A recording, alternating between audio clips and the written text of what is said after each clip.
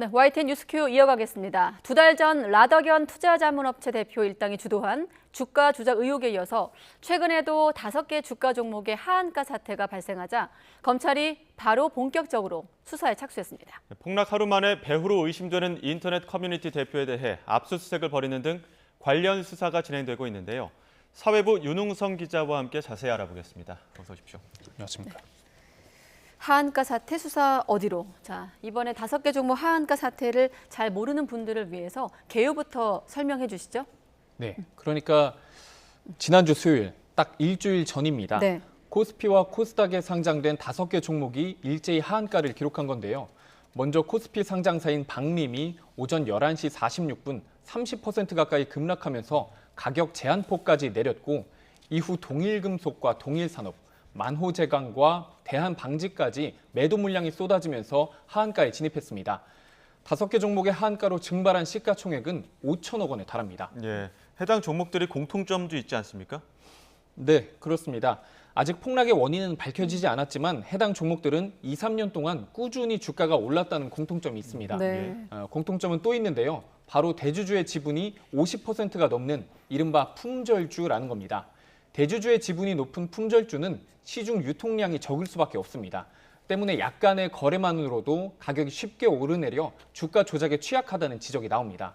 또 하나의 공통점은 바른투자연구소라는 인터넷 투자 커뮤니티의 운영자 강기혁 씨가 오랜 시간 추천해온 종목들이라는 점입니다. 실제 강 씨는 추천은 물론 해당 종목들을 지인 등과 함께 꾸준히 매수해온 것으로 알려졌습니다. 전문가 이야기 들어보시죠. 기분을 더 취득함으로 해서 회사의 어떤 가치를 높일 수 있다. 이거면 뭐 행동주의 어떤 근거가 될 수 있는데 단지 대주 지분이 높아서 유동 주식수가 낮은 주식을 거의 2, 3년 동안 조금씩 사모아서 가격을 끌어올렸다라는 것 표면적인 핑계거리에 불과하고 이건 주가 조작이죠.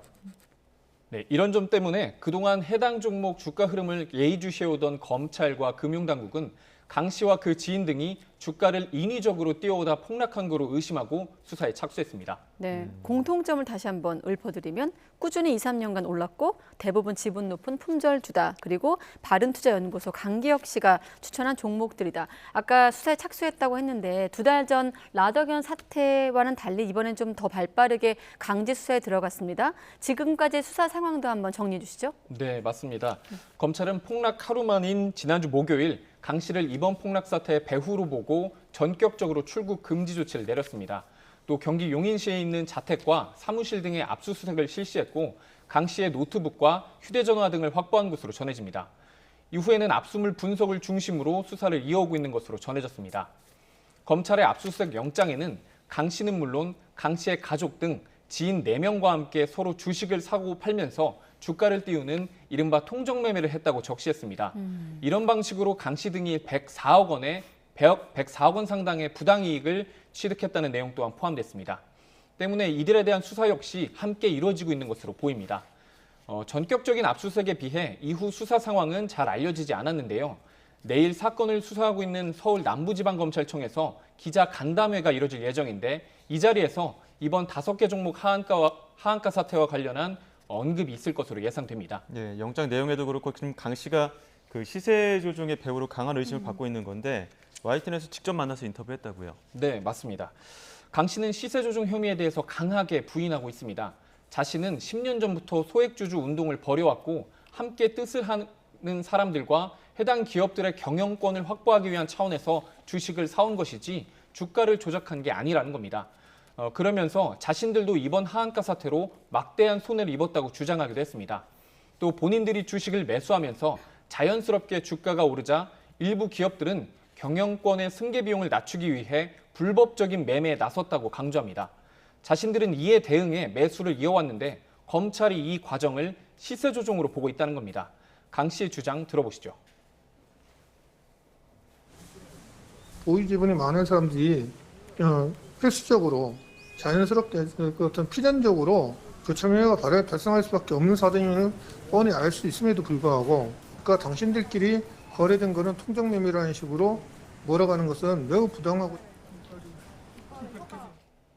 하지만 강 씨는 지난 2014년부터 15년까지 상장사 주식을 통정매매하고 시세를 조종한 혐의로 재판을 받아왔고 지난해 징역 2년에 집행유예 3년을 확정받았습니다. 네, 하한가로 막대한 손해를 봤다. 나도 피해자다. 지난번 라더견 사태 때 들었던 얘기들도 있고 그때랑 비슷한 점도 있어 보이고 다른 점도 있어 보이거든요. 어떻게 다르고 어떻게 같습니까? 네, 라더견 대표가 통정매매를 통해 띄워온 8개 종목과 이번 5개 종목의 가장 큰 공통점은 특별한 호재 없이도 수년 동안 주식이 계속해서 올랐다는 점입니다. 처음에 제가 이번에 폭락한 5개 종목이 품절주라고 말씀드렸었는데요. 네. 2달 전 폭락한 8개 종목도 마찬가지로 대주주의 지분이 많고 시장 유통량은 적어 주가 조작이 쉬운 품절주였습니다. 차이점도 물론 있습니다. 2달 전 폭락은 SG증권이라는 특정 외국 증권사 한 곳에서만 매도 물량이 쏟아졌는데 이번에는 국내 여러 증권사를 통해 매도 물량이 나왔습니다. 또 라 대표 주가 조작 사태에서는 증거금 40%만 있으면 증권사가 60%를 빌려줘서 차입 투자하는 차액결제 거래, CFD가 피해를 키웠는데 이번 사태와 관련된 증권사 중에서는 아예 CFD 서비스를 제공하지 않는 곳도 있습니다. 금융당국의 대처에서도 차이점이 있는데요. 2달 전 폭락에선 8개 종목의 급락이 며칠 동안 계속되면서 일반 투자자들에게까지 큰 피해가 발생했지만 이번에는 바로 거래 정지를 하면서 피해를 막았다는 점입니다. 이게 이미 감독 모니터링망 안에 들어와 있었고 실제로 유의미한 가격 변동이 있을 때 이제 금융당국이 개입한 거라 뭐 금융당국은 최선을 다했다라고 보는 게 맞을 것 같습니다.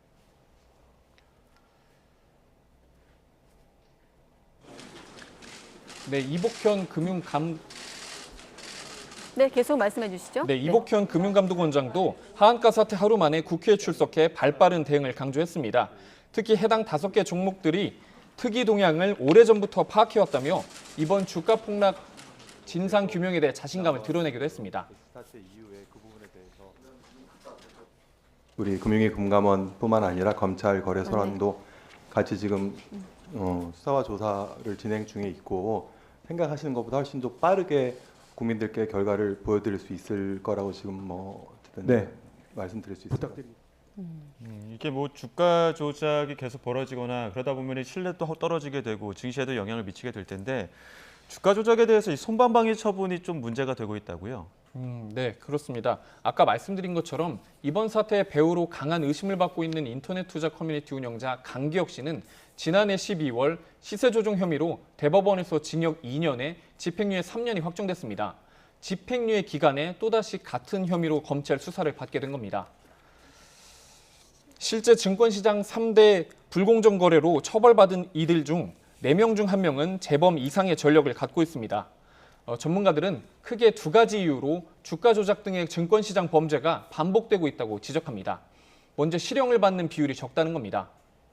자본시장법상 불공정 거래에서 발생한 이득액이 5억 원 이상, 50억 원 미만일 때 3년 이상의 유기징역이고 50억 원 이상이면 최대 무기징역으로 형량 자체는 굉장히 강한 편입니다.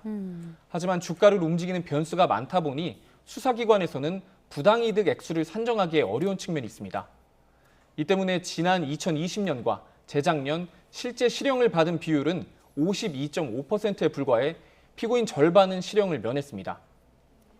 주가 조작으로 인한 범죄 수익의 환수가 어렵다는 점도 한탕 범죄가 끊이지 않는 이유로 꼽힙니다.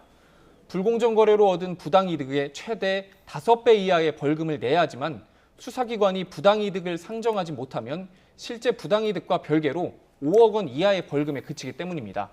쉽게 말해 징역형을 받더라도 돈은 남는다는 건데요. 변호사의 이야기 들어보겠습니다.